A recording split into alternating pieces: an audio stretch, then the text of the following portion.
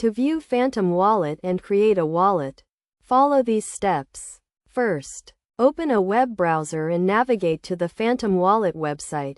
Click on the Add to Browser button to install the Phantom Wallet extension.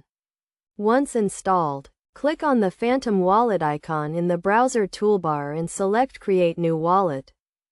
Next, read and agree to the terms of service. Then click on the Generate New Wallet button. You will be prompted to create a password for your wallet. Choose a strong and unique password. After creating your password, you will be given a recovery phrase. Save this phrase in a safe and secure location. Now, click on the I have saved my recovery phrase button to proceed. Your Phantom Wallet is now created and you can view your account balance, transaction history, and other wallet information. To view your wallet address, click on the Receive tab.